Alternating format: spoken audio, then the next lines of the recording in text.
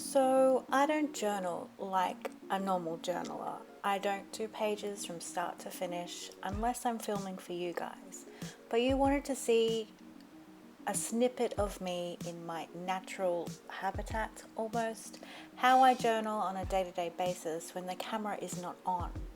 Now, I'm going to say that some of this footage is filmed at night because some of the things that I like to do is sit on the couch cross legged, sit on the floor with my tiny table, and journal while we watch TV together. So, even though this is a full raw video, several videos actually, because I journal in bursts and to give you an hour-long video would be ridiculous. So I'm showing you how I journal throughout the week, how things, what I do and how they affect me and how I journal about them. And I hope this is a little bit more helpful than just a straight journal with me.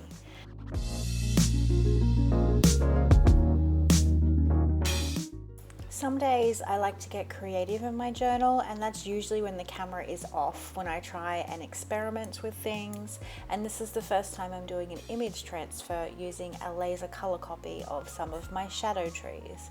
Now, I've had this blank page in my journal for quite a while. I created it while I was at art camp, and it's kind of been just sitting there staring up at me, so I thought it was time that I did something about it. Now, this was a total experiment, and I'm not quite sure if I did it right, but I do like how it looks in the end. But it did take me quite a while to get that image off, like the backing paper, and I also put a hole in my page. I am still getting so used to this paper as my daily journaling, so it's been hard, but also I'm enjoying the challenge. I like to create my pages like a puzzle, bits and pieces every now and then I'll slowly complete it, and when I'm happy with it, I'll move on. Chronologically, my writing does kind of jump all over the place. A lot of the time, things that I date are important dates that we've done together as a family.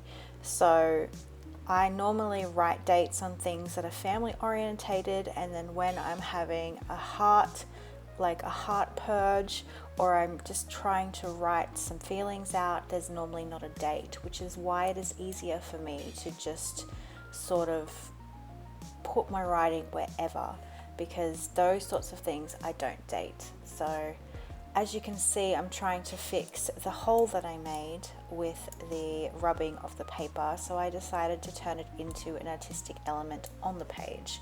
And that's the sort of thing that I do. I don't get stressed when things don't go right. I just find a way to fix them and find a way to make them better. I know a lot of you would probably freak out the fact that you've got a hole, but I promise you it's really not the end of the world, and whenever there's a hole, I can always turn it into a heart. It is very, very simple, and it's something that I actually really adore about my journal. Yes, the journaling on the other side got ripped as well, but there's probably not going to be a huge amount of time when I want to reread what's on the back of that page. But it's just life. So turn holes into hearts.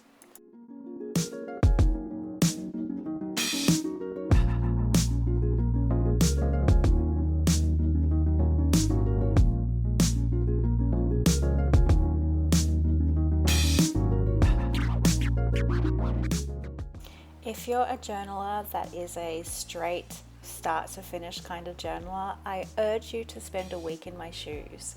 While you're watching these videos, try and create your pages in fragments. Start doing a couple of pages ahead, just bits and pieces, lay some color down, lay some images down, draw something if you want, and then slowly work on those few pages all throughout the week, as I do in my journal as you're watching.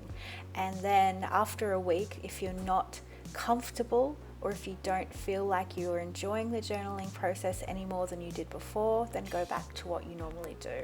I enjoy the freedom of creating them organically than creating one page from start to finish, and that brings me more joy than it would just doing start to finish. I do start to finish for classes and for Patreon videos, but it's really not who I am. I've always been a girl that sort of puts her pages together in bits and bobs, and then when I'm happy, I'm done and I move on and start another few pages.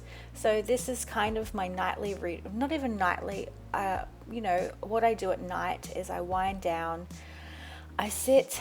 I actually bought tables from IKEA that are very, very low to the ground, so I can sit on the floor with a giant cushion and have a table and my journal.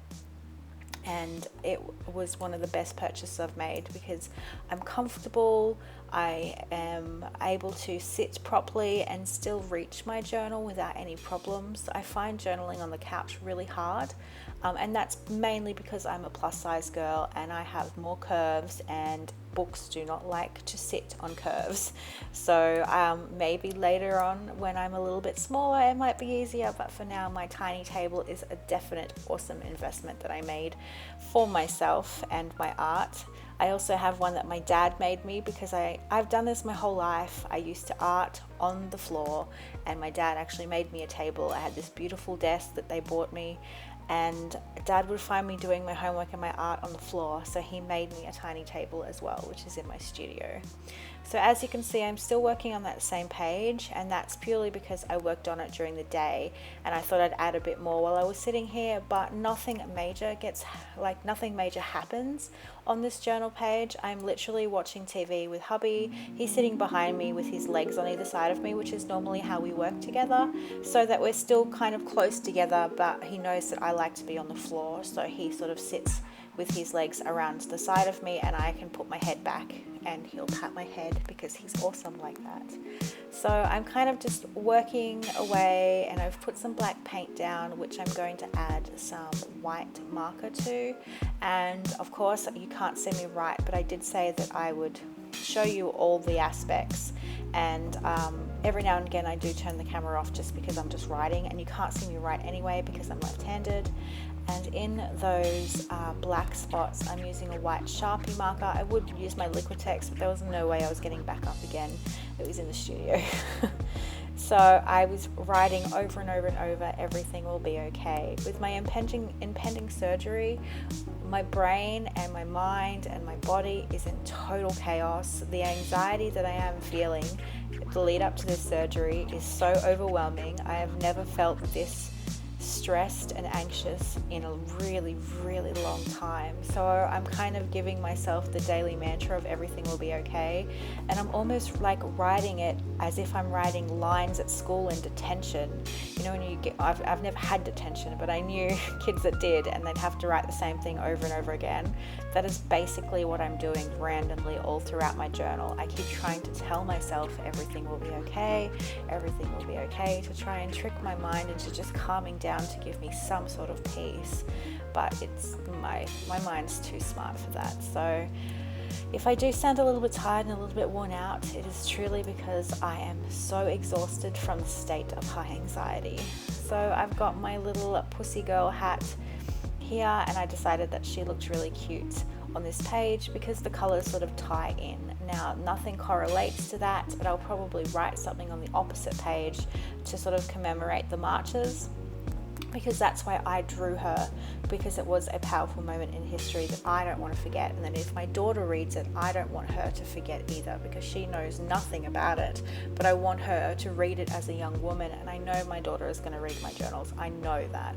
So I wanted to make sure that I put some sort of historical date in there next to her, so that when my daughter does read it, she can look it up and read about it and know that her mum was in total support of it. So I'm just sort of playing with watercolor at the moment. I am just have no idea what I'm doing. I'm just adding colors here and there basically. And I grabbed one of my jelly prints from today and decided to use that as a tip-in. Now, as you're seeing, I am in a completely different page, and that is because I felt stuck on my other page, so I moved on.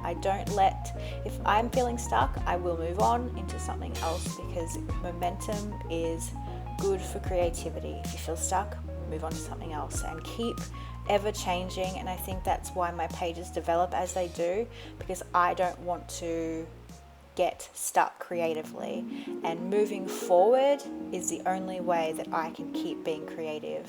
Being stuck in a creative rut is not acceptable for me, especially now that this is my job. But it's also just the way that I always have worked, like bits and pieces. Keep one foot in front of the other, one word in front of the other. The day is grey and I am feeling extremely tired. But it's time to clean up that horrendous mess that I made last night and drink this horrendous drink that I've been drinking for 3 weeks straight. And I'm absolutely sick of it. But it is time to get to work. It is Monday, and that means working needs to happen.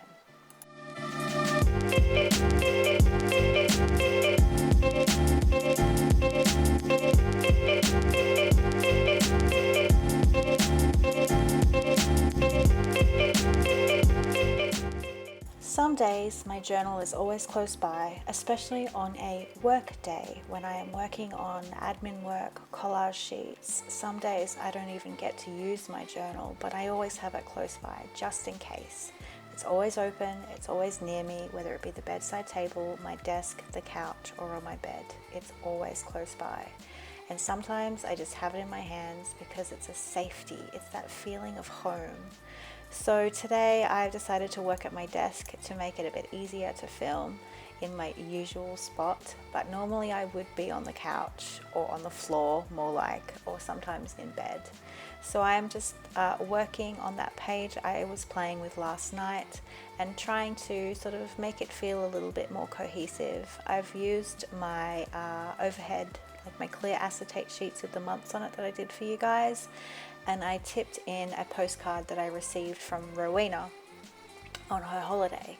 So I don't know if I had showed that, but I did tip that in late at night. So that became a new page for me to experiment and play on a little bit later on. So now I'm trying to work out, what does this page need to feel complete? Obviously there's a stack of writing on this page. As I get closer to my surgery, I'm writing a whole heap. I'm doing a whole heap of self-reflection and all that sort of stuff. Not dated at all because it's not very family orientated. It is just me stressing myself out. So I normally will add color. I have used a ballpoint pen for these journal entries because the fountain pen ink that I was sold is only water resistant. I can't use it in my journal for my writing because I do like to add my color sometimes after the fact. Sometimes I don't have time to add the color, I just turn the page and keep writing, so I add color after. So then I have to be mindful, okay, if this is blank now, you're going to want to use watercolor later, so you need to use a pen that's not going to smudge. And that is exactly what I did. So I'm just adding some pink and some green to a little collage that I made, and then I am working on this spread because it's been sitting there staring at me, and I think this is the spread that sparked Maria Ross's response because she said that they were in like process stage, and it is very true. That is exactly what they are in process stage. Sometimes when I don't know what to do but I know my hands have got that twitchy feel, I will lay some collage elements down on a page and just leave them be so I can get that sort of urge out of my system. And even if it makes no sense, you know, when I do it, at least it has been done. And I am using my new TWSBI that I got for Valentine's Day with some D. Atramentis fuchsia ink, which is beautiful. And I decided that I was going to use my Ecoline watercolors to create some color on that page. And I decided to section boxes off to sort of section out my thoughts. That's kind of where my head space was at, putting things into boxes to try and make them easier to sort of compartmentalize. And because this was such an odd little collage that I put together one night not really thinking, I had to work with it. So it's been staring at me for a while, so kind of like the other page, it's time to tackle the pages that look like they have absolutely no business being in my journal because they make no sense and they're all a bit random. But I embrace the random and I am happy with how it looks at the end. I'm pretty sure it's not finished even now. It's Tuesday here now, so I don't think it is finished, but it's a lot more finished than it was when I began, before I began.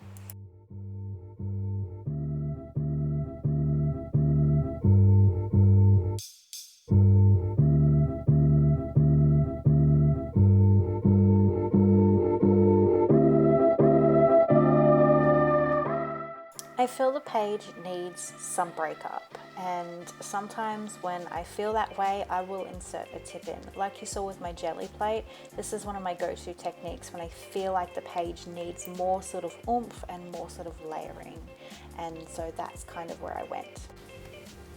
It is a Saturday morning. My kids are in the lounge room, my hubby's in the lounge room, and I normally take this time just to relax a little bit on the bed and just write out some thoughts, because it is a time when I don't have to be anywhere, I don't have to make any lunches, the dishes can stay in the sink, hubby is playing an online game while the kids are, watching TV, drawing, coloring, whatever they're doing.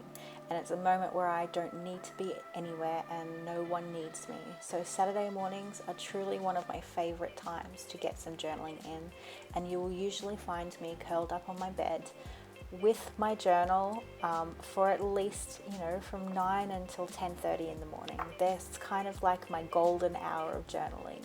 And nothing really creative happens, but I do take that time to really write down how I'm feeling.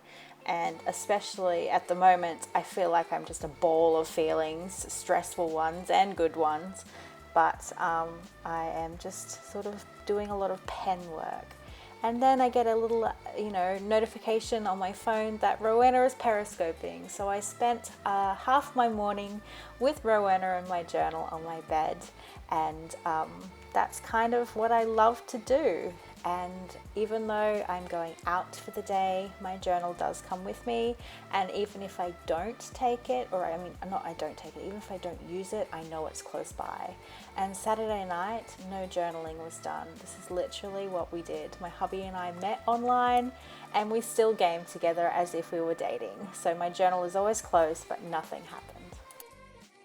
Part 2 coming soon.